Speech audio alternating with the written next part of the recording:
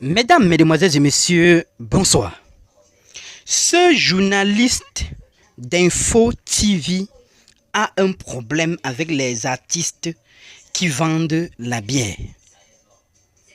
D'ailleurs, il pose la question de savoir est-ce qu'un vrai artiste a le temps de vendre la bière. Vous imaginez à qui il s'agresse. Je vous laisse d'abord regarder l'extrait de cette vidéo où il explique de fond en comble cette affaire et on se retrouve tout après pour les analyses. S'il pense que la musique ne donne rien et que c'est en vendant les billets qu'il sera riche, il y a un problème. Ça veut dire qu'il a un musicien a un problème vraiment. Il n'a pas compris Joseph Zambo, si vous avez été un artiste construit, un artiste structuré, un artiste talentueux, un artiste bien encadré, est-ce qu'on a besoin d'aller vendre également de la bière pour gagner sa vie? Bon, en tout cas, je n'ai aucun problème contre l'activité de vente de la bière. Mais moi, je pense que les artistes aujourd'hui, au-delà du fait qu'ils soient dans l'entrepreneuriat musical, mettent aussi beaucoup d'argent dans d'autres secteurs d'activité. Mais ce que nous prenons ici, c'est une culture. Est-ce qu'un vrai artiste a le temps de vendre de la bière? Je dis très bien, je n'ai aucun problème avec la vente de la bière. Est-ce qu'un vrai artiste a le temps d'aller vendre de la bière? Si j'avais son plan de carrière, je pouvais répondre par oui ou par non. Un artiste est entre deux avions. Un artiste est entre deux concerts. Un artiste est entre deux productions. Un artiste est entre deux contrats. Ça dépend. À quel moment il va aller négocier les prix de la bière chez les gens qui poussent les casiers avec les brouettes et tout ça et tout ça? On a des artistes, par exemple, tels que Papa Bendeka, qui est quelqu'un qui vend de la bière. Qui ne sort pas une musique après chaque 2 mois. Donc, c'est quelqu'un. Est-ce qu'il vend de la bière? Pas forcément de la bière, mais il peut vendre autre chose parce qu'il a conçu sa carrière de telle manière qu'il puisse avoir le temps de faire autre chose. Donc, tout dépend du plan de carrière. Mais moi, ce que moi j'aime bien. Il y a un plan de carrière qui peut faire que tu es artiste, tu vends aussi la bière.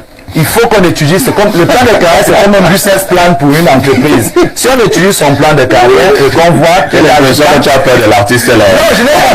Tu le connais? Non, je ne l'ai jamais rencontré. Tu sais de quoi on parle? De qui on parle? Je parle de l'artiste qui vend la bière.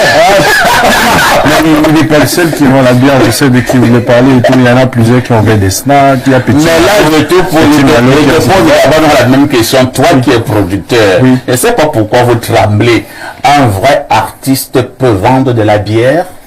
Effectivement, moi je pense qu'un vrai artiste normalement devrait diversifier ses sources de revenus. Donc il fallait pourquoi pas vendre de la bière? Il pourrait éventuellement. Et il le fait. Si Singila est brand ambassadeur d'une bière, il vend déjà de la bière. Non, c'est pas la même chose. Si il vend de la bière, oh là là, il ne faut pas décevoir les gens. Si vous avez Non, il est géré. Il est là pour promouvoir une marque. Il n'a pas un petit bar au sous-quartier pour vendre de la bière. L'expression même c'est il vend la marque. Mais c'est ça. Mais c'est ça. Il vend une marque. C'est une bière, c'est un artiste international. Il y en a qui font les jeux de hasard. Et c'est là vous avez vraiment peur. Moi j'encourage les artistes même dans ce sens à déployer d'autres sources de revenus. Maintenant, si c'est ce que lui peut faire, mais l'activité de vente de la bière n'est pas légale. Je vais encore parler de Manu Dibango. Par exemple, un jour, je le rencontre, je lui dis, vraiment, quelle est ta force?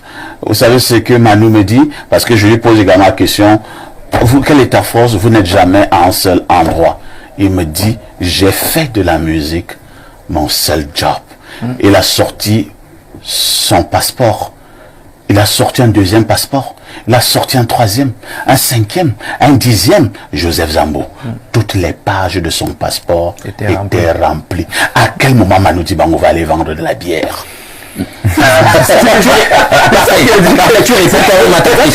Parce que justement, entre artistes, on peut les catégoriser. C'est ça, justement. Un artiste n'en vaut pas forcément nous. Ne sortons pas sans le dire. C'est-à-dire que chacun doit prendre ses responsabilités, vous savez. Vous voyez, la musique doit nous permettre de comprendre qu'il y a un problème fondamental dans l'industrie au niveau du pays. Universal Music, la filiale française s'est installée ici, vous le savez, et a fait banqueroute. En octobre 2022, ils sont quittés.